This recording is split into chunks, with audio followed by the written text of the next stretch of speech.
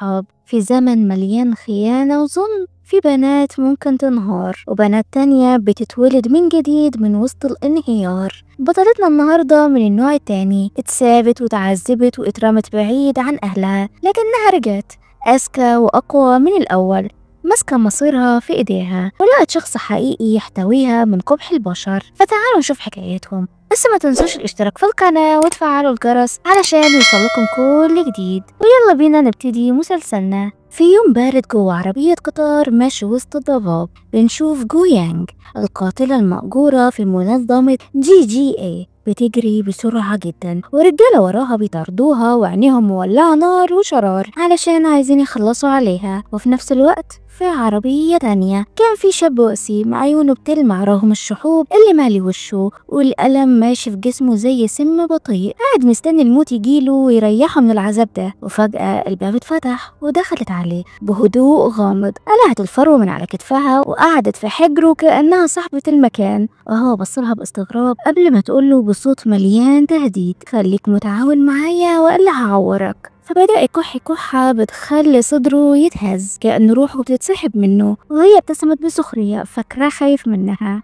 ومدت ايديها تطبطب على ظهره علشان الكحة تهدى شوية. عينه كانت بتتأملها فيها فضول واستغراب، فشلت السكينة من على رقبته وقربت من الجرح السطحي اللي هي عملته له بالغلط، ولمست المكان بشفايفها. قبلة بسيطة لكن بالنسبة له كانت زي السحر الغامض بتسحب روحه ببطء، لذة فيها وجع. بعدها رفعت وشها وكلمت حد من المنظمة بتاعتها يجي ياخدها من هنا، لكنه قال لها ان القطار محاصر من كل حتة، في مجرمين وقتلة مأجورين قريبين من اوضتها. وفجأة حضنته، احساسه بيها وسط البرد كان مربك جدا. وبعد لحظات الباب اتفتح والقتلة المأجورين دخلوا عليهم، فقالت لهم: ايه قلة الادب دي؟ داخلين على 2 لسه متجوزين بالطريقة دي؟ كانت بتحاول تخبي وشها، لكن واحد فيهم بص على الشاب وقال له: اخيرا لقيناك يا مريض العيلة الغنية. فاتفاجئت جدا، يعني هما ما كانوش جايين علشانها، جايين علشان الغلبان ده. فبصت له وقالت له: جايين يموتوك؟ فقال لها بصوت واطي: ايوه. فحست ان قلبها اتحرك تجاهه وقامت بسرعة، وفي كام ثانية المكان سكت، اجسادهم بقت مرمية على الارض وهي واقفة بتحميه. فكلمت المنظمة طلبت منهم يغطوا عليها وهي خارجة، لكنه مسك ايديها قبل ما تمشي ونظرته كانت حزينة ومكسورة: أرجوكي خرجيني من هنا، خديني معاكي. فقلبها رق، فخدته ونزلته من القطار، كان بيرتعش من البرد، فقلعت البلطو الفرو بتاعها وحطته على كتافه. فبصلها وهي واقفة بفستان حرير في الجو المتلج ده: هو انتي مش بردانة؟ فابتسمت وقالت له: انا اخر واحدة في العالم البرد يقدر يوقفها او حتى يلمسها. فدمه نزل من مناخيره، فابتسمت بسخرية، فكرت مناخيره نزفت من الحماس ومن شدة جمالها كمان. فقال لها: انا اسف، وسخت هدومك. وقبل ما ترد عليه العصابات ظهروا من وراهم، فقال لها تهرب بسرعة، لكنها مسحت الدم من على وشه وقالت له: مش هسيبك تموت بعد ما انقذتك، مش هخلي تعب يروح على الفاضي. وفتحت شنطتها وطلعت دواء غالي جدا ونادر وشربته له بكل هدوء: انت شربتيني ايه؟ وقبل ما ترد عليه زميلها جين وصل في وقته: انت اتجننتي؟ عارفة مادة C4 دي تمنها قد ايه؟ لو المنظمة عرفت هيمحوكي من على وش الارض. بطلنا بصلها بحزن وقال لها: كده هتموتي بسببي يعني؟ فقالت لهم بكل ثبات: انت انقذتني وما بلغتش عني، فانا كان لازم ارد لك الجميل. لكن قبل ما تكمل كلامها هو استسلم للوجع واغمى عليه، وهي ركبت العربية مع جين والشنطة في حضنها، وقالت لزميلها: اصل وسيم قوي، حرام يموت بالسرعة دي. قالتها وهي تدي الشنطة لجين علشان يخبيها وما يقولش لحد انها استعملت الدواء اللي فيها. فقال لها: ما تقلقيش، سرك في بير، بس قوليلي انت هترجعي معايا مش كده؟ فقالت له: لا، الراجل اللي اهلي خطبهولي من وانا صغيرة وقع في حب البنت المتبناه عندنا اللي هي اختي بالتبني يعني، فلازم ارجع البيت وافسخ خطوبتي. فضحك بسخرية: يعني لما تفسخ الخطوبة هتتجوزيني انا؟ فردت عليه بطريقتها الخاصة. وفجأة الطريق اتملى باسطول عربيات، فسألتهم: هم دول تبع مين؟ من الشعار بتاعهم دول عيلة شين، أقوى وأغنى عيلة في الإمبراطورية. سمعت إن ابنهم الكبير غايب بقاله 2 سنين. فابتسمت: يعني هربان زي كده. وبنعرف إن الابن الكبير هو نفسه بطلنا المريض جيون تشين، وريث إمبراطورية تشين العظيمة. فتح عينه لقى الحراس محاوطينه، فدور عليها في كل حتة وما لقاهاش، فاتعصب هي فين؟ وما حدش فهم هو بيقصد مين اصلا. فواحد من الحراس حاول ياخد البلطو الفرو من عليه، لكن هو اتجنن، ازاي تلمس حاجة بتاعتي يا حيوان؟ فحضن البلطو كأنه بيحضنها، وبصوت تقيل أمر رجالته قبل الفجر تجيبولي كل حاجة عنها، لو اتأخرتوا ثانية اعتبروا ان الجحيم أرحم من اللي هتشوفوه. وقال لهم ان اسمها جويانج. وفي اليوم التاني بطلتنا رجعت قصر عيلتها، كانت خطواتها واثقة وثابتة، ودخلت الصالة وهناك بقى شافت لين الأخت المتبناة قاعدة وسط الورد بتسقيه وكأنها بتطبطب عليه، وعينيها أول ما لمحت جويانج وسعت وقلبها لسعها، غارت من طولها وقوامها الممشوق وجمالها اللي بيكسر القلوب. فجويانج ابتسمت بسخرية، أهلا بعشيقة خطيب السرية البريئة. فلين اتوترت، عشيقة ايه؟ قصدك ايه؟ أنا عملت ايه؟ ابتسامة بطلتنا بقت أعمق، أقصد الحاجات الرخيصة اللي بينك وبين خطيبي، فاكراني غبية ومش هعرف ألاعيبك القذرة اللي بتعمليها من ورايا؟ ولين بدأت تمثل البراءة وعينيها بتلمع بدموع مصطنعة، لكن الحركات دي ما بتدخلش على واحدة زي جويانج. وفجأة باباهم دخل عليهم وصوته كان عالي، ازاي تتكلمي بالأسلوب الوقح ده؟ لين مهما حصل هتفضل أختك ولازم تحبيها وتحتويها. وجويانج بصت له بنظرة فيها احتقار بارد، عينيها وقعت على مامتها وهي ماسكة ايده وقالت له لو بتكره بنتي قولي دلوقتي علشان اخدها وامشي، انت عارف اني ماليش في المشاكل دي. انا ما صدقت ان هي رجعت، وحاولت تقرب من بنتها وعينيها مليانة دموع. تعالي في حضني يا ضنايا، سنين وانا بحلم ترجعيلي. لكن جويانج رجعت لورا، وذكريات الماضي ضربت قلبها قبل 15 سنة لما اهلها بعدوها وسفروها برا البلد بحجة انها مجنونة وعقلها مش مظبوط وكان لازم تتعالج في مصحة. ولين كانت واقفة ساعتها بتتفرج عليها وهي شمتانة لانها تاخد كل الحب والاهتمام مكانها. ونرجع للحاضر تاني، الام لسه بتحاول تحضنها، سمعت انك خفتي من زمان، ليه ما رجعتيش البيت؟ ده انا دورت عليكي كتير يا بنتي. انا مش بنتكم، لين هي اللي بنتكم. انا اعتبرت نفسي ميتة من اليوم اللي انتوا ركبتوني في العربية وبعتوني لبلد غريبة. أنا هنا النهاردة علشان أقطع علاقتي بيكم للأبد. فالأم انهارت، لكن في الخلفية لين الصفراء ابتسمت ابتسامة صغيرة فرحانة بانتصارها. وبالليل لين كانت في البانيو ملامحها باردة وهي بتفكر بطريقة شيطانية تتخلص بيها من جويانج بأسرع وقت. وفجأة عورت نفسها جرح عميق جدا، والخادمة دخلت وشافت المنظر ده فصوتت، والكل جري ونقلوها للمستشفى. والدكتور قال لهم كويس انكم لحقتوها، وقال كانت هتروح منكم، يا ريت والله. ولين بدأت تمثل تاني، انا اسفه خوفتكم عليا، بس انا متضايقه جدا علشان اتخانقتوا مع اختي بسببي. طالما هي رجعت يبقى انتوا مش هتحتاجوني تاني لاني مش بنتكم الحقيقيه. فالاب وقف قدامها وصوته مليان حنيه، بطلي سخافة يا لين، انتي بنتنا ومعزتك في قلبنا زي جويانجو اكتر. وفجأة شيانسي دخل بسرعة، ملامحه متوترة وقلبه بيدق بسرعة، فطمنوه انها بقت كويسة. لكن ام جويانج مش مصدقة المسرحية اللي بتحصل دي، شدت جوزها وخرجت بسرعة وهو اتحسب عليها. مش قلتلك ما تخليش جويانج تقابل لين؟ شايفه حصل ايه؟ لو ماتت دلوقتي كنت هقول ايه لابوها الميت؟ ما هو ميت يا حاج، ما تقولهوش حاجه. جويانج بنتك الحقيقيه، والحيوانه اللي جوه دي هي اللي استفزتها الاول، فيها ايه يعني لما ترد عليها بكلمتين وتاخد حقها؟ ودست على رجل جوزها بقوه ومشيت، بينما لين مسحت دموعها المزيفه وبصت لشيانسي. جويانج رجعت وبقت كويسه وعقلها تمام، عارف ده معناته ايه؟ فتوتر جدا، دي مصيبة سودة. وهي ابتسامتها الخبيثة بقت أخطر. اهدى بس، هي جاية علشان تفسخ الخطوبة، فخليها تيجي المستشفى، وأول ما توصل خلص عليها ونسيبهم بقى في خباستهم ومخططاتهم ونروح لأوضة تانية في نفس المستشفى. عندي جيون بطلنا الوسيم قاعد بيسمع تقرير المساعد بتاعه. جويانج دي أكبر وأشهر قاتلة مأجورة في الإمبراطورية يا ريس، البنت الكبيرة لعيلة فو. فبطلنا اتفاجئ، ازاي يعني؟ أنا أول مرة أسمع عنها. طبيعي يا ريس، لأن أهلها حابسينها في القبو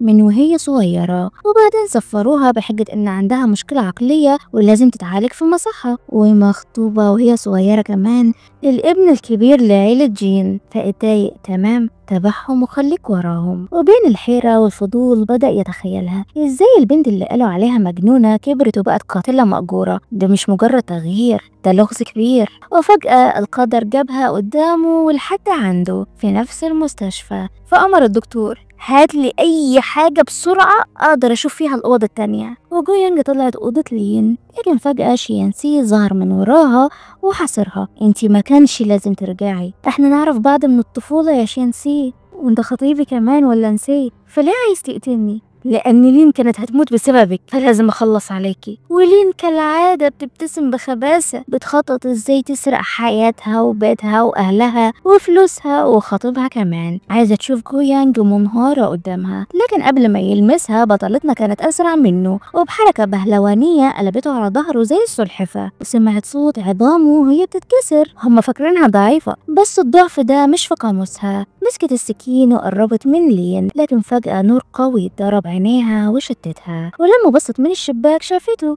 جيون واقف هناك، عينه معلقة عليها من ورا المنظار كأنه بيتفرج على فيلم عمره ما يتكرر. ووراه كان واقف الدكتور وهو مذهول وملامحه مصدومة، بيقول له ان الورم اللي في دماغه حجمه قل. انا مش فاهم انت خدت ايه او شربت ايه، بس اللي انت خدته ده قدر يسيطر على الورم وقلل حجمه، فلازم تدور على الدواء ده تاني وتاخده، وقال الورم هيرجع يكبر وينتشر في جسمك. بس جيون كان في عالم تاني، كل تركيزه وكيانه متعلق بيها. كلام الدكتور بيتبخر في الهواء قدامه وكأنه ولا حرف منه بيخصه. فالدكتور قرب من الشباك، فضوله شده عايز يعرف ايه اللي مسمره كده، بس فجأة جيون وقف قدامه، عينه كانت جامدة ونظرته قوية كأنه بيقول محدش هيبص على حاجة تخصني. وبعدها بلحظات كان لابس ونازل من المستشفى، وعلى السلم التقت العيون. هو كان بيتأملها كأن الدنيا كلها اتخلقت علشان اللحظة دي، وهي بصت له بكل برود. مالك بتبصلي كده ليه؟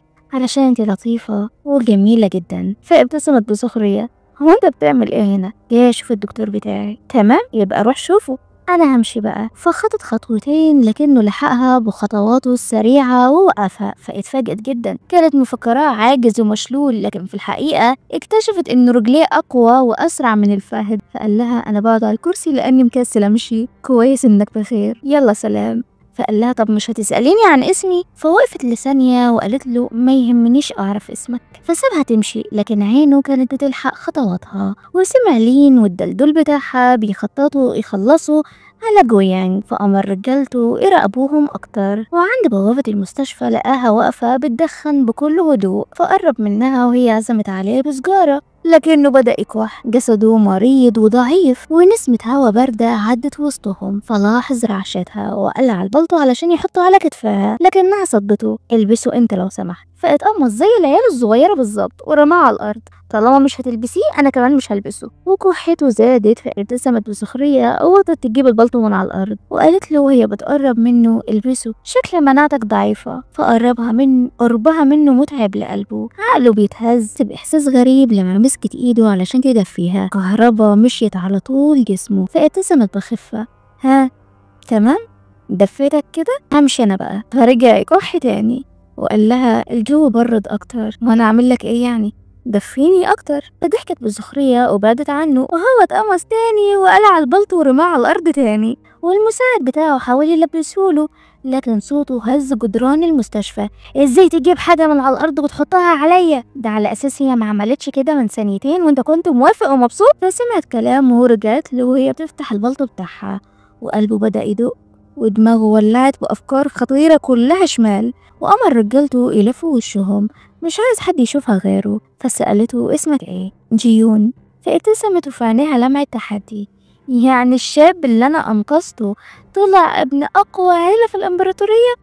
ده ايه الصدفة السعيدة دي؟ ففتحت البلطو أكتر وقالت له اتفضل حط ايدك ودفيها بنفسك. تردده كان واضح، أصل هو محتار في أماكن كتير هيموت ويلمسها. ولما شافت ارتباكه سحبت ايده وحطتها على وسطها، وهو انبهر بالخصر المنحوت ده. ها لسه باردة؟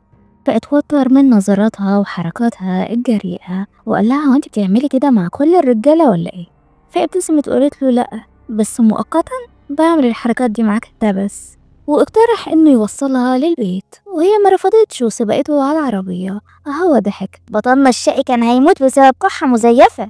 هو في العربية لاحظ رقبتها محمرة وورمة بسبب مسكة خطيبها الواطي ليها من شوية.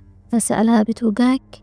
فبصت له بتحدي، ولو بتوجعني يعني هتعمل ايه؟ فبس لها الواوا علشان تخف، وهي زقته بعيد عنها. فدماغه خبطت في الشباك والمساعد بتاعه زعق لها: خلي بالك يا أنسة، الرئيس تعبان وحركتك دي ممكن تجيب أجله. فجيون زعق له علشان زعق لها لأنه لا عاش ولا كان اللي يرفع صوته عليها. بس جيون حس بصداع قوي وجديد وأغمى عليه بين إيديها، ولما فتح عينه لقاها مشيت وسابته. والمساعد بتاعه قال له إنه جويانج وصلته للمستشفى ومشيت. فجيون عيط. جويانج أنقذت حياته مرتين، ما بيحبش يكون مديون لحد، فقال له: أنا عايزها، دورولي عليها. وبالفعل بعد ساعات جابوا له عنوانها وكل معلوماتها، فراح لها الأوتيل. وهي استغربت لكنها كانت متوقعة إن ده يحصل، لأن القدر وقعها في واحد عنيد ولزقة اتعلق بيها من أول ثانية. وهو واقف يتأملها بروب الفنانة رجاء الجداوي الله يرحمها، ولاحظ إنها حافية كمان، فسابت له الباب مفتوح علشان يدخل شقتها. فجأة حست بإيد شالتها ورفعتها عن الأرض. جيون مش عايزها تمشي حافية وتبرد، فقعدها على الكرسي ودخل جاب فوطة صغيرة ونضف لها رجليها، وهي قاعدة مصدومة ومستغربة حركاته. ايه الحنية دي؟ شخصيتها القاسية الباردة مش متعودة على الدفء ده، فسحبت رجليها بقوة. ايه الهبل اللي انت بتعمله ده؟ انت مريض ولا ايه؟ ايوه، عندي كانسر في المخ. فحست بالسوء تجاهه بس حاولت انها ما تبينش. طب جايلي ليه؟ ما عندكش مكان تروح وتبات فيه؟ فقرب منها اكتر بعيونه اللي شبه عيون الغزلان دي، وقال لها انه وحيد وملوش حد وما عندوش مكان يروحه، برغم انه عنده قصور وبيوت وعيلة كبيرة عريقة، بس وحيد. فقربت منه وبتبصله بكل ثقة وهدوء: انت بتعمل كل ده علشان الحقنة اللي اديتها لك مش كده؟ فافتكر كلام الدكتور ان الحقنة دي خلت حجم الورم بتاعه يقل. فسألها: هي الحقنة دي مهمة يعني؟ ايوه، وخليني اكون صريحة معاك، انا مجرد ديليفري للمنظمة دي وكنت بوصل الحقن ليهم، بس انت صعبت عليا فاضطريت اديك واحدة. فاتعصب، يعني هي خطرت بحياتها علشان تنقذه. فخدته للسرير وقالت له: ما تشغلش بالك، انا عارفة شغل كويس، انت قوم خد شاور وغير هدومك وارتاح. وهي خرجت البلكونة تدخن وتشرب، عايشة في ذكريات ماضيها الحزين. قبل سنتين كانت راجعة من السفر علشان تفرح أهلها إنها بقت كويسة ومش مريضة ولا مجنونة زي ما هم فاكرين. كانت مفكراهم حزينين ومفتقديها، بس لما دخلت القصر اتصدمت. أبوها كان عامل حفلة كبيرة جدا بمناسبة عيد ميلاد لين، ومش مهتم البنت التانية اللي رماها في مصحة تتعالج من أمراض مش موجودة أصلا. فاتقهرت. الحياة اللي لين عايشاها المفروض تكون بتاعتها هي، بس لين سرقتها منها. ونرجع للحاضر تاني. جويانج واقفة بتشرب علشان تنسى همومها، بس مع كل كاس كانت بتاخده بتحس نفسها مثيرة للشفقة، ومحدش بيحبها ومحدش عايز يفضل جنبها. ملهاش بيت ولا حتى أهل، عايشة وحيدة في الدنيا المتوحشة دي. فمسحت دموعها بكل هدوء ودخلت تنام في سريرها جنب جيون اللي قام فجأة وحاصرها. فقالت له: لو عايز تنام معايا اعترف على طول من غير لف ودوران. لكنها لاحظت ان جسمه متلج كأنه فريزر، فقال لها انه بردان. فقامت بسرعة ودفته بطريقتها الخاصة اللي هتجيب أجله قبل ما الكانسر يجيب أجله. فقال لها: انت بتعملي كده مع كل الرجالة؟ لا، مؤقتا انا بعمل كده معاك انت بس. طب ممكن تشيلي كلمة مؤقتا دي وتخلينا حبايب؟ ما تقلقيش، انا ما عنديش خبرة لاني ما ارتبطتش قبل كده ولا نمت مع اي واحدة قبلك. فكافئته لانه راجل محترم مالوش سوابق. ولما كانت هتبعد مسكها وقال لها انه لسه بردان، تعالى خد شوية حر من عندنا وبطل دلع يا فنان. لكنها بعدت عنه وقالت له ما يصحش يعملوا حاجة اكتر من كده علشان هو مريض والمجهود الكتير متعب لصحته. فحضنها: بس انا مش جيلي نوم. وهي حضنته بقوة أكبر علشان ينام. احتوته بحنان الأم ودفء الحبيبة رغم برودة قلبها وقسوته. والحرابيق سمعوا أن الرئيس جيون خرج مع جويانج وبيساعدها، وكانوا متغاظين جدا. ازاي قدرت توقع راجل زي ده؟ الإمبراطورية كلها بتخاف منه وبتعمل له ألف حساب. فلين الثعبانة قالت له: انت ندمان ولا ايه؟ اكيد طبعا، لو جيون حط ايده في ايديها هيقدر يمحينا من على وش الأرض بسهولة. فقربت منه تغريب حركاتها وتفكروا إن الماضي أقوى من الحاضر. جويانج أكيد مش فاكرة اللي حصل لها طفولتها، ولو افتكرت عيلة فو كلها هتقلب عليه. وتعلقوا، فلازم يتغدوا بيها قبل ما هي تتعشى بيهم. أكيد عندكم فضول تعرفوا إيه اللي حصل، فخلونا نكمل ونشوف. وفي اليوم تاني بطلتنا صحيت لقت جيون بيولع نار، حرارته مرتفعة جدا، فقامت علشان تجيب له خافض حرارة. وهي نازلة واحد من القتلة المأجورين هاجمها، وجيون صحي ملقاهاش جنبه، فخاف جدا انها سابته زي كل مرة ومش هيشوفها تاني. ولما خرج لقاها مثبتة الشخص اللي هاجمها ده على الأرض وبتحاول تقرره علشان تعرف مين اللي بعته. فجيون قرب منها وهي حكت له اللي حصل، ففهم انها ما سابتوش، هي كانت نازلة تجيب له الدواء ولاحظ الجرح اللي في ايديها، ففقد أعصابه ونزل ضربه في الراجل اللي عورها ده. وهي حاولت تهديه، الانفعالات دي مش كويسة على صحته. فقالت له اختار، يا تحضني أو تكمل ضرب. وطبعا هو هيختارها قبل أي حاجة في الحياة دي. فأمر رجالته ياخدوا الحقير ده ويعذبوه ويعرفوا مين اللي بعته. وبص لحبيبته وباس الجرح بتاعها كالعادة، هي متعودة على الجروح والوجع، محدش خاف عليها قبل كده، واللي بيعمله ده بيأثر فيها جدا. فدخلت تعاقم جرحها بنفسها، هو قاعد جنبها بطبق الفراولة ياكلها علشان تعوض الدم اللي هي خسرته. بيحسسك انه اتبرع ببرميل دم وهو مجرد خط معمول بالكاتشب. محن الصينيين ده ما بيخلصش. فقال لها ما عدتيش تعملي كده، انا خايف. فضحكت بسخرية، بقى الرئيس جيون القوي حاكم الامبراطورية دي كلها بيخاف من شوية دم؟ ما تعملهمش عليا لاني مش هصدقك. فقال لها انا مش خايف من الدم، انا خايف انك تسيبيني. فابتسمت بكل هدوء، معرفش انت متمسك بيا ليه، اكيد في مليون بنت حواليك. فبصلها بعيون كلبوب صغيرون وقال لها امبارح انت خدت قبلتي الاولى، فانت لازم تتحملي المسؤوليه دي. ونام على رجليها بسرعه وقال لها انا كده كده هموت، فلازم تعامليني حلو قبل ما اموت. فجات لها لحظه ادراك انه فعلا مريض وهيودع الحياه، فلازم تعامله حلو في اخر ايامه. فقربت منه وادته قبلة بطعم الفراولة، وبعدها ادته الدواء بتاعه وهو ايده اتشقت وطولت ودخلت تحت قميصها. فبصت له باستغراب مفكراه كلبوب بريء، طلع ثعلوب مكار. فقال لها اعمل ايه يعني، انت اللي وسطك صغير ومغري جدا. فصدمته لما شالته بكل سهولة علشان تنيمه بالغصب لانه تعبان، بتحسسك انه امه.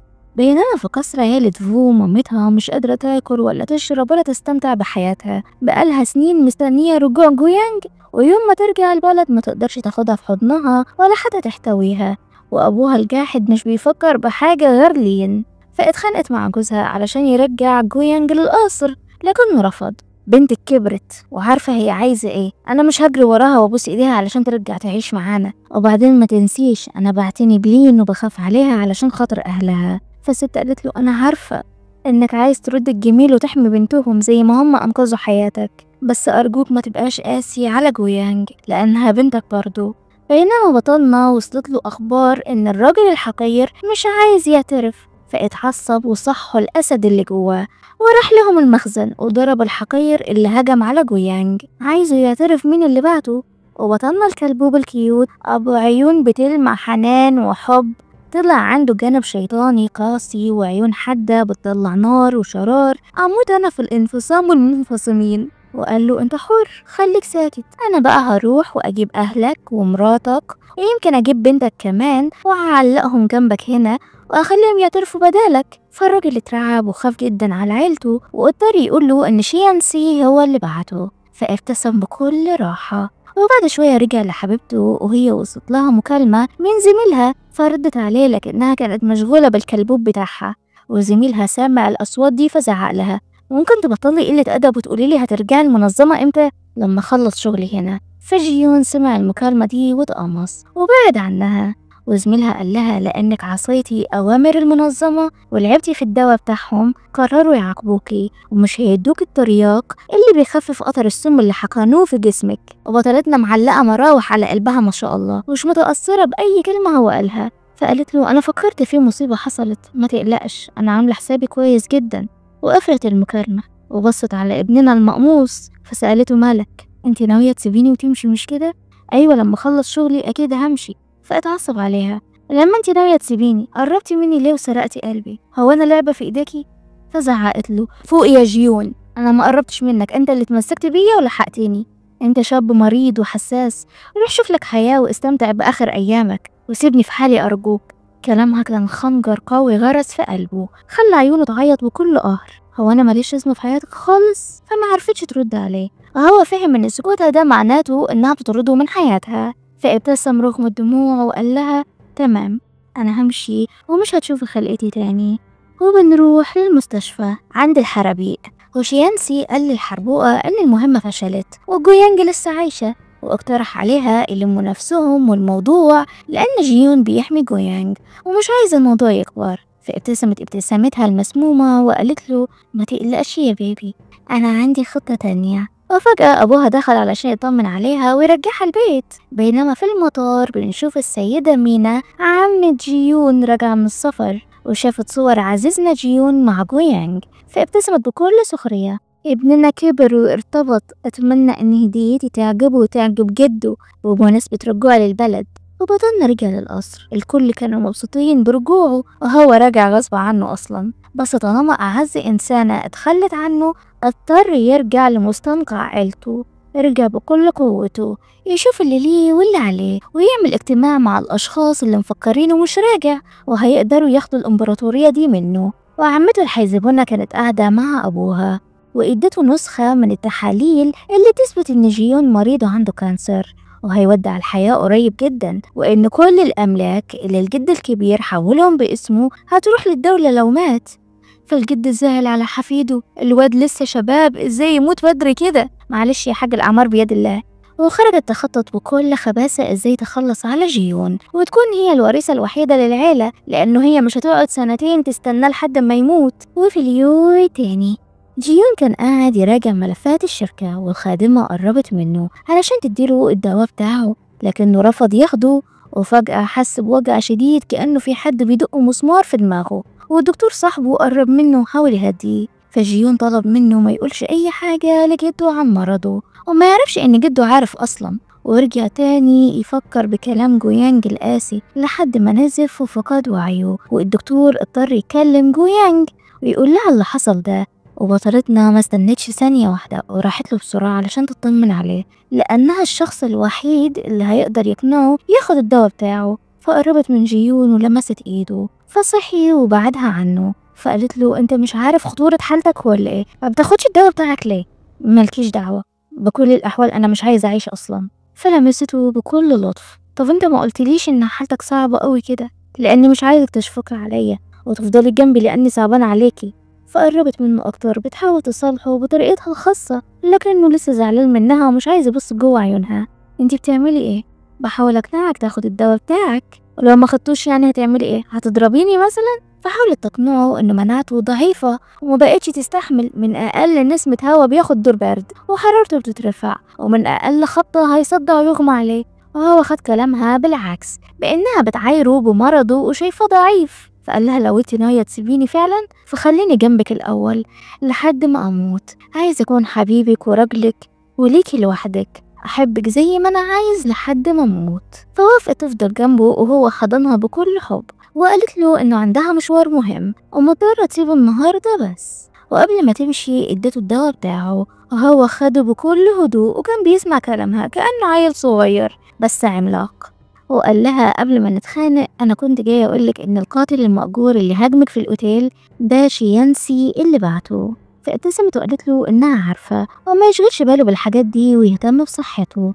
وهي خارجة الدكتور كان ماشي جنبها بيحكي لها عن جيون اللي كان كل وقته عبارة عن شغل وميتينج، ما كانش بيدي لنفسه أي استراحة ولا دخل في علاقات حب، لحد ما فجأة حس بتعب شديد جدا.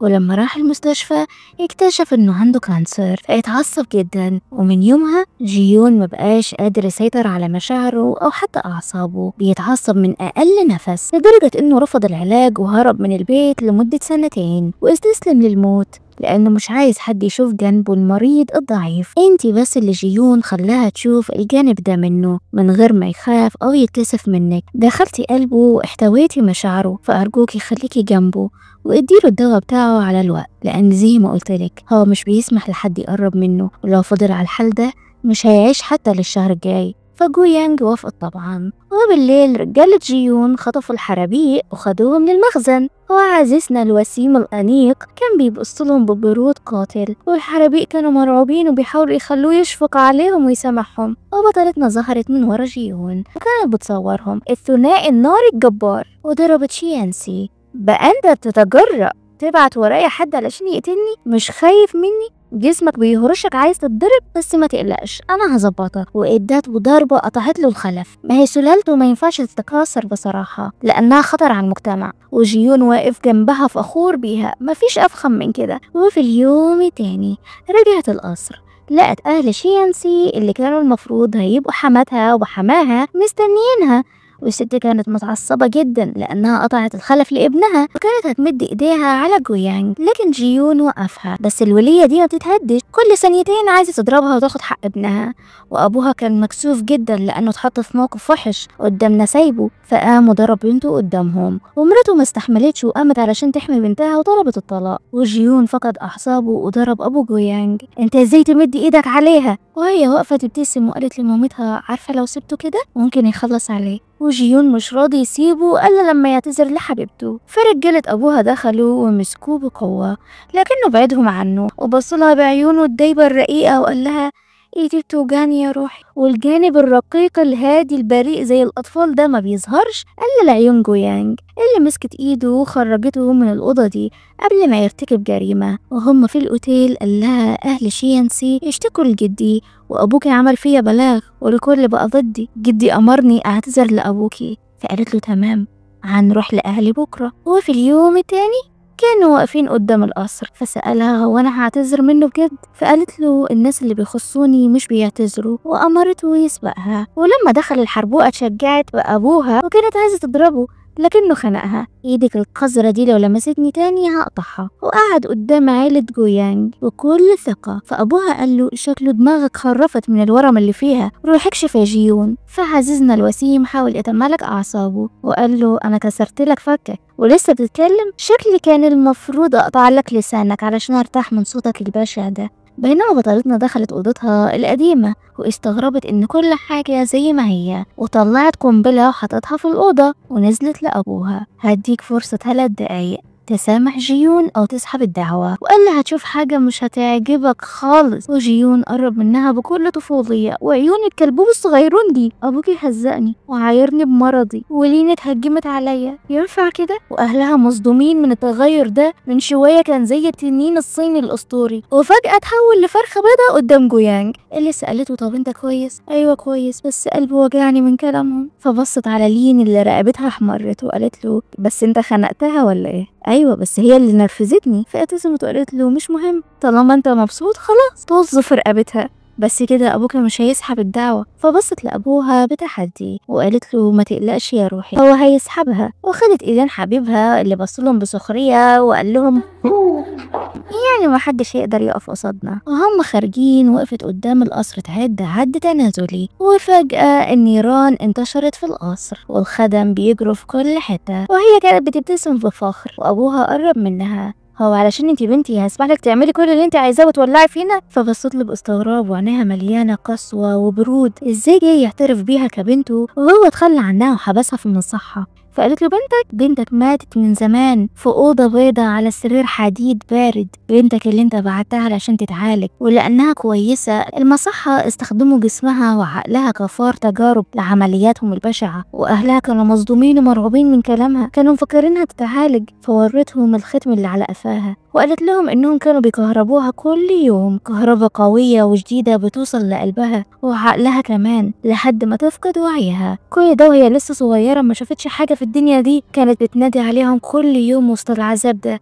وتتمنى حد منهم يجي وينقذها، بس ولا مرة حد سأل عليها. الحقيقة المرة الصعبة دي كسرتهم ووجعتهم، فما بالك بقى باللي هي عاشته. فمامتها حضنتها أرجوكي قولي إن الكلام ده كده وإنك بتقولي كل ده علشان توجعي قلبي. مش قادرة تصدق إنها بعتت بنتها الوحيدة للجحيم بإيديها. فجويانج زقتها بعيد عنها. انتي كلمتيني علشان افسخ خطوبتي من شيانسي واخلي لين اللي تتجوزه، يعني ما كلمتنيش علشان تطمني عليا. فعايزه اقولك ما تقلقيش، انا عملت لكم اللي انتوا عايزينه وانفصلت عن شيانسي وانفصلت عنكم انتوا كمان للابد. وسابتهم ومشيت. وابوها كان عايز يلحقها ويعتذر منها لكن جيون وقفوا. طالما انت ما حبيتهاش انا هحبها وهعوضها الحنان اللي حرمتوها منه وهحتويها كمان. فابوها اتعصب، انت واحد مريض واحتمال تموت بكره الصبح، تقدر تقولي هتقدم ايه لبنتي؟ هقدم لها كل ما املك، قلبي يحبها وحياه سعيده تريحها. وسابهم ومشي. ولما مامتها دخلت القصر هزقت جوزها وطردت لين، بس الحربوقة نزلت دموع تماسيح. انا ماليش حد غيركم، لو طردتوني هعيش ازاي واروح لمين؟ فالست اتعصبت وقالت لهم طب مش قاعده لكم فيها. وجوزها امر رجالته يراقبوا مراته المسكينه لا تعمل في نفسها حاجه، وكمان يحققوا في حوار المصحه اللي بنته كانت بتتعالج فيها ويجيبوا كل معلوماتها. ولين اتوترت وخافت، شكلها هي اللي ورا التعذيب اللي حصل لبنتنا ده. اللي نزلت تاخد عربيتها لقت مامتها سبقتها وعايزه تروح معاها، وجيون جنبها واقف زعلان. بس انا اللي عايزه اقعد قدام، ماليش دعوه، ده مكاني، قولي لها تنزل منه. طفل والله العظيم طفل. فخدته وراحت على الموتوسيكل وسابت العربيه لمامتها تشبع بيها. فجيون قال لها هو انا ينفع ما احبكيش؟ ليه؟ علشان سمعت الماضي المؤلم بتاعي خلاص غيرت رأيك؟ فقال لها بالعكس، انا حبيتك اكتر بس خايف عليكي لاني شخص مريض وفي اخر ايامه، مش عايزك تزعلي عليا او تعيطي. فقالت له انها موافقه تعيش معاه حتى لو يوم واحد او ساعه واحده. ولما رجعوا الاوتيل مامتها كانت وراهم ودخلت قبلهم. هي هتفضل لازقه فيهم كده لحد ما جويانج تسامحها، وجيون كان غيران عليها من مامتها فقرب منها. انتي وعدتيني انك هتفضلي جنبي وتنامي جنبي انا لوحدي. وامها زقته، انا مش موافقه، مستحيل اخليكم تناموا مع بعض قبل الجواز. فبعدت الست من قدامها وقربت من حبيبها وفضلوا يتكلموا مع بعض برومانسيه والفراشات بتطير حواليهم، والست مامتها واقفه قفص جوافه وسطهم، وجيون سبقها على الحمام. وهي قالت لمامتها احنا عايزين ننام ولا تحبي تنامي وسطينا؟ فالست استأذنت وقالت لها انها هتيجي بكره الصبح، وحجزت اوضه في نفس الاوتيل. وكانت بتفكر هترضي بنتها ازاي، طالما جويانج حبت الاوتيل ده فانا هشتريه لها. فالمساعد اتصدم، احا يا فندم الاوتيل ده 3 مليار. فالست ابتسمت وطلعت شيك كتبت فيه الرقم اللي هتشتري بيه الاوتيل كله باللي فيه لبنتها علشان محدش يزعجها. بقولك يا هانم سيبك من جويانج وتبنيني، انا بنت مطيعه وبره باهلها اكتر من بنتك دي. بعدها جيون خرج من الحمام لقاها على السرير مستنياه، فقرب منها ومش عايز يضيع الفرصه دي، جواه مشاعر كتير عايز يوصلها لها. بس صوت مامتها قطع عليهم اللحظه دي. جويانج يا روحي انا اشتريت لك الاوتيل ده كله، اقعدي فيه بقى زي ما تحبي. صوتها قلب مزاج بطلتنا، فكنسلت الليله الرومانسيه دي ونامت. في اليوم التاني اول ما الشمس طلعت مامتها صحيت كانها نازله تجيب اللبن من الجاموسه، وقالت لها انا عملت لك الكيكه اللي انت بتحبيها. وجويانج مستغربه اصلا هو في حد بياكل كيكه على الصبح؟ فقالت لها انا ما باكلش حلويات، عامله دايت، خديها وخرجي. فالست اتكسر بخاطرها واتكسفت قدام حبيب بنتها فادتها الكيكه ومشيت. وجيون قعد جنبها وقال لها حاولي تديلها فرصه تانية، دي مهما حصل هتفضل مامتك، وواضح انها بتحبك وعايزه تصالحك. فزعقت له لو سمحت ما تتدخلش بأمور الشخصية. بينما مامتها رجعت الأوضة وكانت عايزة تجرب الشعور اللي بنتها عاشته وهي صغيرة، تعذب نفسها زي ما بنتها اتعذبت. ولما ضاقت الوجع قدرت تفهم قسوة بنتها وبرودة مشاعرها، لأن اللي شافته ما كانش سهل خالص. في نفس اللحظة جويانج كانت بتدوق الكيكة المفضلة ليها من إيدين مامتها اللي قررت تزيد قوة الكهرباء وتعاقب نفسها لحد ما فقدت الوعي. وبطلتنا حست بألم شديد في قلبها زي ما يكون حست بألم مامتها. وفجأة الروم سيرفيس صوتوا وبطلتنا طلعت تشوف هو في ايه، واتصدمت بملامح مامتها المخطوف لونها، نفسها المقطوع، روحها اتسحبت من جسمها.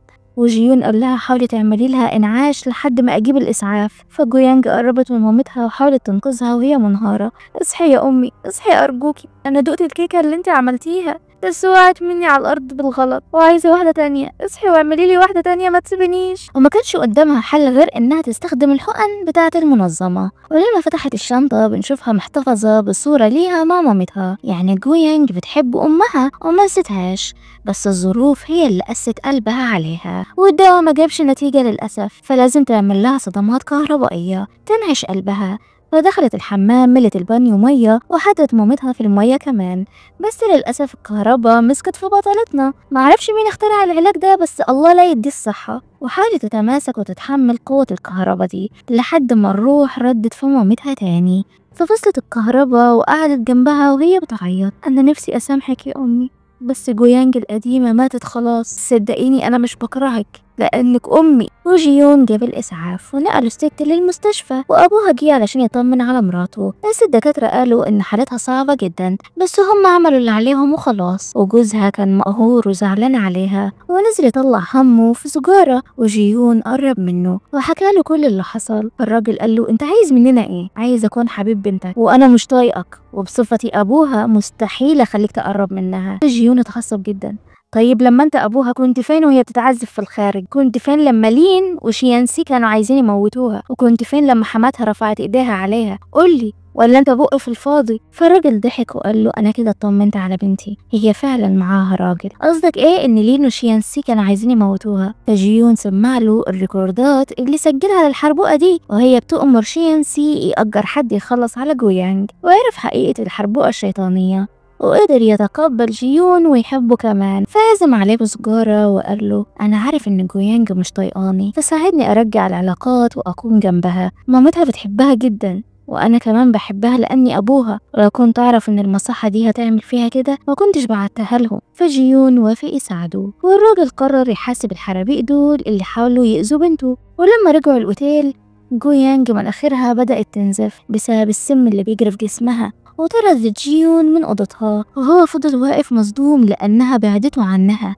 في وقت صعب زي ده ومش عايزاه يكون جنبها. فقالت له: مش عايزاك تشوفني ضعيفة كده ومهزوزة. فاتعصب أكتر. إزاي يعني تخبي ضعفها عنه وهو زي الكتاب المفتوح قدامها بيسمح لها تقلب فيه وتقرأه بمزاجها بدون خوف؟ فطلب المفتاح الاحتياطي من الريسبشن وفتح الأوضة ودخل، لقاها في حالة مزرية، منهارة ولونها اتصفى، فحضن جسمها البارد بسبب السم اللي بيجري فيه، وقالت له إنها عايزة تنام. فشالها وحطها في السرير وخرج يجيب فوطة نظيفة ينضف لها وشها ده، بس لما رجع اتصدم. جويانج ما بقتش عارفة ولا حتى فاكرة ومرعوبة منه كمان، لدرجة رفعت السكين وعورته، وهو كان هادي رغم الدموع اللي ملت عينه. فكرها بنفسه وباليوم اللي شافها فيه لما أنقذته من القتلة المأجورين. فبطلتنا افتكرته وخافت عليه: أرجوك ما تفضلش جنبي النهاردة، أنا ممكن أذيك. فحضنها وقال لها: حياتي ملكك، خديها في أي وقت، وجسدي ملكك كمان، إذي اقطعي حبي، المهم ما تتعبيش وتكوني مبسوطة. لحد ما نامت في حضنه، وزميلها دخل عليهم: أهم أنا مش قصدي أتصنت عليكم، بس انتوا اللي سايبين الباب مفتوح. وقرب اداله الدواء بتاعها علشان يشربه لها ويخفف أثر السم اللي بيجري في جسمها. بعدها نزل مع زميلها ده اللي حكاله قصتهم مع بعض. المنظمة الدولية اللي بيشتغلوا فيها كقتلة مأجورين، المنظمة حقنتهم بسم خطير جدا، ولازم كل شهور ياخدوا الترياق اللي بيقلل مفعول السم ده. وبسببك يا أستاذ جيون المنظمة عاقبت جويانج وحرمتها من الترياق، وأنا جبتهولها من وراهم. فجيون قال له: ما تقلقش، أنا هجيب لها الدواء ده. فزميلها ضحك بسخرية لأن الدواء ده تحت إيدين المنظمة ومحدش بيقدر يوصل له، وهو لأنه جدع وبيصون العشرة اداله ترياق بتاعه. فجيون قال له: لما انت هتديها الدواء بتاعك انت هتعيش ازاي؟ مالكش دعوة. وحكاله أول مرة شاف فيها جويانج، كانت لسه صغيرة ولابسة فستان أبيض كأنها ملاك وسط العتمة، كانت بتعيط لحد ما نامت، بس مع الوقت بقت أقوى واحدة في المنظمة كلها وكل الرؤساء معتمدين عليها. كانوا بيشتغلوا مع بعض وأنقذوا بعض، علشان كده هو بيحبها وبيعزها، ومهما عملت هتفضل البنت الصغيرة البريئة المسكينة في نظره. وسابه ومشي. وفي اليوم التاني بطلتنا فتحت عينيها لقت جيون بيتأملها، ما دقش طعم النوم من كتر ما هو خايف عليها. فقالت له: مش قلتلك ما تنامش جنبي؟ أنا ممكن أذيك بجد. فابتسم لها وقال لها: وأنا قلتلك إن حياتي ملكك، خديها في أي وقت لأني ماليش حياة من غيرك. فاقترح عليها تعيش معاه في القصر بتاعه بدل الأوتيل ده لأنه مش أمان، لكنها أجلت الموضوع وقامت تجهز له الحمام، وهو كان واقف وراها يتأملها. فقربت منه بحركاتها المثيرة المليانة ثقة، خلته يفقد سيطرته على نفسه وينزلها معاها في البانيو ويحاول يوصل لها مشاعره كلها، لكنها صدته ورفضت تتعمق أكتر، وهو خدها على خاطره: انتي مش عايزة تقربي مني علشان أنا مش راجل كفاية بالنسبة لك، مش عايزة تخسري ليلتك الأولى مع شخص على حافة الموت، مش كده؟ فمسكت إيده بكل هدوء: ما حصلش يا روحي، ده ما يمنعش إنك مريض وأنا مش عايزك تموت. فحضنها أكتر: وأنا عايزك، قلتلك حياتي ملكك، مش مهم أموت إمتى أو إزاي، المهم إني أكون معاكي، أنا عايزة أفضل جنبك. انتي محور الكون بتاعي اللي حياتي ومشاعري وكل ما فيا بيدور حواليكي. فخضعت لكلامه الحلو المعسول ودخلوا الأوضة مع بعض. وقبل ما يعملوا أي حاجة قالت له لو بقيت معايا وعملنا اللي هنعمله دلوقتي يبقى انت بقيت ملكي خلاص، وما ينفعش تكون مع واحدة تانية غيري. يا ستي خليني اكون معاك انت الاول وابو ام كل البنات التانية. شكرا يا سيدي، ده من ذوقك، هعديها لك لاني بلخص لك كلامك. فقربت منه وهو ما كانش مصدق، واخيرا هيلمس النعيم بايده.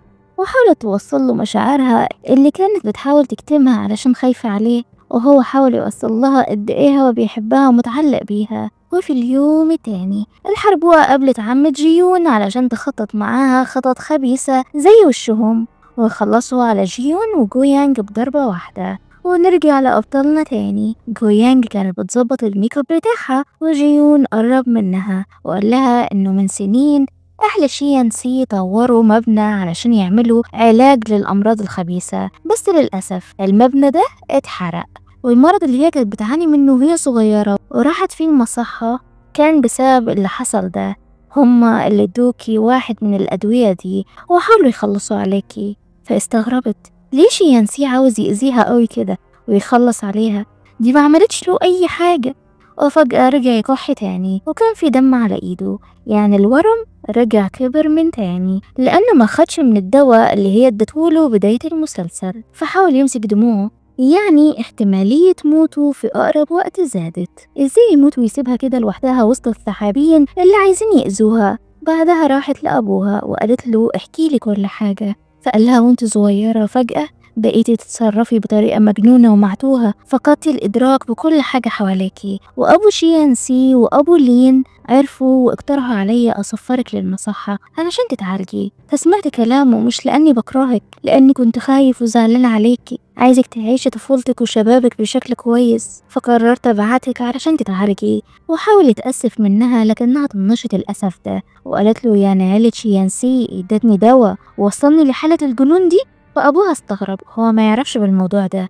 فجيون حكاله إنه بعد التحريات والمعلومات أهل شيانسي ادوا لها دواء من مبنى التجارب بتاعهم قبل ما يولع. واللي صدموا أكتر إن أبو لين طلع عايش أساسا وعايش برا البلد علشان بيتاجر في المخدرات، وعاملين عصابة بيعملوا تجارب غير إنسانية على الناس والعيال الصغيرة تحديدا. فالراجل اتعصب جدا وهم خارجين من مكتب أبوها. مامتها كانت راجعة من المستشفى وكانت جايبة معاها لعبة صغيرة، وقالت لجوزها بص اشتريت ايه لبنتنا علشان لما ترجع اديهولها. وبصت لبطلتنا وسألتها انتي مين؟ فجويانج اتصدمت، ايه الهبل اللي بيحصل ده؟ فقالوا لها انه من قوة الكهرباء اللي خدتها في دماغها فقدت جزء من ذكرياتها، يعني مامتها فاكرة جويانج الصغيرة مش فاكرة جويانج الكبيرة. فأبوها قال لها الدكتور قال لو قعدتي معاها هتقدر تفتكرك. فابتسمت بسخرية وسابتهم ومشيت. وبالليل كانوا في العربية وجيون سألها تعرفي أبوكي وأمك طلبوا منك ترجعي البلد وتفسخي خطوبتك ليه؟ فبصت له بملل، ما هي عارفة أنهم كانوا عايزين كده علشان يبسطوا بنتهم لين. لكن كلامه خبطها في دماغها، أهلك عملوا كده علشان يدوكي حريتك، مش عايزين يغصبوكي على جوازة انتي مش عايزاها، لأن أبوها قال له بنتي مش أداة أخلص فيها مصالحي. فالكلام ما دخلش دماغها طبعا، بس حاولت تصدقه. وجيون قرر يستحوذ على شركات شيانسي كلها ويدوقوا الويل ويخلي أيامه أسود من قرن الخروب. بس فجأة حس العربية كلها بتلف بيه وصداع قوي بيخرم دماغه، وهي حاولت تديه الدواء علشان يرتاح. فوصلت لهم أخبار إن الحرابيق دول هربوا سوا مع بعض، فبعت رجالته يحصروهم ويلاقوهم. وبالفعل في اليوم التاني رجالته لقوهم مستخبيين في مبنى قديم، فرحوا لهم. شيانسي ركع وحاول يعتذر ويبوس رجل جويانج علشان تسامحه، وجيون ضربه لأنه لمسها بإيده القذرة دي. فبصت للحربوقة وقالت لها احنا عملناكي بطريقة كويسة واهلي اعتبروكي بنتهم اكتر مني، فليه عملتي كده؟ ليه بتحاولي تأذيني وتتأمري عليا؟ لاني بكرهك. وبنعرف انها مغلولة من بطلتنا من وهي صغيرة، لان جويانج عندها ام واب وعيلة دافية وناس بتحبها، بينما لين كانت وحيدة واهلها تخلوا عنها. وبنعرف ان هي السبب في تعب بطلتنا وجنانها. ابوها كان بيبعت معاها حلويات جواها مادة كيميائية خطيرة بتخلي الواحد يفقد عقله. فبطلتنا ضحكت طب عيلة شيانسي عايزين يستحوذوا على شركات أبويا، علشان كده حاولوا يخلصوا مني. انتي بقى ايه مصلحتك؟ فالحقيرة فضلت تضحك بشكل هستيري. أنا عايزة أخد كل حاجة انتي بتملكيها، عايزة أشوفك مكسورة ومرمية في الشارع يا جويانج. وصوت عربيات الشرطة ملت المكان، فلين مش عايزة تقضي حياتها كلها في السجن، وجويانج عايشة بخير وسعادة ومرتاحة، فقررت تنهي حياتها. لكن بطلتنا أنقذتها وما سمحت لهاش تموت بالسهولة دي، لازم ترد لها كل ألم هي عاشته الأول، وسابتها ونزلت. فالحربوقة غمزت للحربوق بتاعها، وفجأة زقت رجالة جيون والحربوق شتتهم، ولين نزلت بسرعة علشان تهرب منهم، بس لقت أبو جويانج في وشها جاي يخلص الحسابات، وهي حاولت تستعطفه وتعيط قدامه، بس الراجل خلاص اكتفى من ألعابها وخبستها. ولما خدت بالها إنه مش متأثر بكلامها ضربته بالسكين، ونظرتها كانت مجنونة، خلاص حقدها وغلها خلوها مش شايفة حاجة قدامها. بس الرجالة قدروا يسيطروا عليها، وأبطالنا كانوا راجعين للأوتيل. وصلت لجيون مكالمة كسرت قلبه، جده اتوفى خلاص، فراح للقصر علشان يشوفه ويودعه، بس الحراس رفضوا يدخلوه. وعمته خرجت وقالت له جدك اتبرى منك وطردك من العيلة قبل ما يتوفى، فمش مسموح لك تعتب القصر ده تاني أو تاخد مليم واحد مننا. فاستغرب، لا لا لا مستحيل، جدي بيحبني جدا، مستحيل يعمل كده. فعمته قربت منه، أيوة بيحبك، بس انت اتخليت عنه وما تعرفش أخباره ولا أي حاجة عن صحته، اتخليت عنه زي ما أبوك عمل بالظبط، وإن بسبب جيون الجد الكبير طردها وحرمها من الميراث وكتب كل حاجة باسم جيون. فجويانج مسكت إيده وقالت لهم الشاطر يوقفني فيكم، وحاولت تدخل حبيبها القصر بالغصب، لكن كلام عمته الحيزبونة وقفوا. جدك قال إنه حس بخيبة أمل بسببك، انت السبب في موته، علشان كده سحب كل أملاكه منك. الجملة كانت صعبة على بطلنا اللي انهار ومرضه زاد ومبقاش عارف يلاقيها منين ولا منين، فأغمى عليه. وبطلتنا نقلته للمستشفى، والدكتور قال لها كان عنده فرصة يعمل عملية ويخف ويقوم بالسلامة، بس هو رفض يعملها. فاستغربت وقالت له ليه؟ لأنه كان خايف يبقى عبيط بسبب المضاعفات اللي هتحصل له، بس صدقيني هو لازم يعمل العملية دي وإلا هيخسر حياته للأبد. فجيون فتح عينه وقعد قدامها، أنا هموت قريب مش كده؟ بس أنا لسه عايزة أرتبط بيكي وأكون معاكي، أنا أناني قوي مش كده برضو عشان عايزة أربطك بواحد ميت؟ فقالت له بالعكس، أنا اللي أذيتك. فضحك، من غيرك أنا كنت هموت من زمان، من غيرك أنا ما كنتش هعرف معنى الحياة، ما كنتش هركب موتوسيكلات ولا حتى أجربها، وما كنتش هخرج برا المستشفى دي. فأرجوكي لو مت ما تزعليش ولا تعيطي، ويوم الجنازة بتاعتي البسي أول فستان شفتك فيه، لأن كنتي حلوة أوي يومها. وجويانج كانت منهارة جنبه، ازاي يجيب سيرة الموت بالسهولة دي، وكأنه بيقول لها صباح الخير وعايزة تتقبله وترد عليه. وطلب منها توديه للقصر، هو لازم يودع جده قبل ما يدفن. فالمساعد بتاعه قال له عمتك حاطة حراسة مشددة حوالين القصر ومدياهم أوامر لو شافوك هيخلصوا عليك يا ريس. فجويانج ابتسمت وقالت له شكلك ناسي أنا بشتغل إيه، وخدته القصر بطريقة متخفية وسهلة، لأن بطلتنا شاطرة بالهروب والتخفي، فقدرت تدخله القصر ووصلته لحد مكان الجنازة. وجيون ركع علشان يودع جده ويعتذر منه، وقال لبطلتنا جده ده كان بيعلمه على القسوة، وإن الحاجات اللي بنحبها مش بتعيش معانا للأبد ولا هتكون متوفرة قدامنا على طول، فلازم نتعلم القسوة والتخلي. كان بيضغط عليا، بيخليني أنام من غير عشاء، وبيشغلني في الشركة بدون استراحة، لدرجة فقدت عقلي وأعصابي وخلاني أهرب منه. ويوم ما اتشخصت بالمرض الخبيث ده فرحت جدا، وأخيرا جت اللحظة اللي هتخلصني من المعاناة، فهربت وسلمت نفسي للمرض عشان أودع الحياة وأخلص من كل التعب ده. بس انتي ظهرتي في حياتي في اليوم اللي أنا كنت مقرر أموت فيه، وخلتيني أفوق. كنت زي شعاع الأمل القوي اللي دخل حياتي المظلمة مرة واحدة وبدون أي مقدمات. فبص لصورة جده وقال له أخيرا يا جدي بقى عندي حياة تستحق إني أعيشها، فلازم تباركلي. وفجأة مامته المجنونة دخلت عليهم وكانت عايزة تاخده معاها علشان يموتوا سوا ويحصلوا جدهم، ما هي خلاص عقلها بقى في الترللي من بعد ما جوزها اتخلى عنها وراح لعشيقته. فقال لها طيب خلفتيني ليه لما انتي مش عايزاني أعيش وبتكرهيني؟ فالست فضلت تصوت وكأن اللي عليها حضر، وافتكرت لما عيلة جوزها خطفوها بعد ما هو هرب، وخلى واحد من رجالتهم ياخدها بالغصب علشان تفضل تحت سيطرتهم. فالست اتعصبت أكتر: أنا مش عايزاك، هما اللي خلوك في بطني بالغصب وخلوني أخلفك بالغصب، أنا بكرهك وبكره أبوك وبكره جدك. وعمته نزلت وحاولت تحضنها وقالت له حقيقة جده القذرة اللي حاول يبين نفسه ملاك بس طلع هلاك، خرب حياة حفيده ومرات ابنه وابنه وعمته كمان. كل ده لأنه كان نرجسي وذكوري، ما بيحبش الستات وعنده تروما من أي أنثى، عايز الكل يقوله سمعا وطاعة، وأي ست تعصي أوامره بيطردها أو يعذبها لحد الجنون. فبدل ما يترحموا على العجوز ده كان نفسهم يرموا رماده في الحمام ويدوسوا عليه كمان، لأنه بهدلهم وخرب حياتهم. وجيون انهار: يا ابني ده انت لو دايس على دي القطة وانت صغير حياتك مش هتبقى منحوسة كده. فقال لحبيبته: معاهم حق، انا كنت بهرب من جدي بس خلاص انا مش ههرب تاني وهخلي كل اللي حواليا يعيشوا بسعادة. وفي اليوم التاني راح المستشفى ووافق يعمل العملية. فبطلتنا سألت الدكتور: فيش علاج تاني يسيطر على الورم ده بدل العملية؟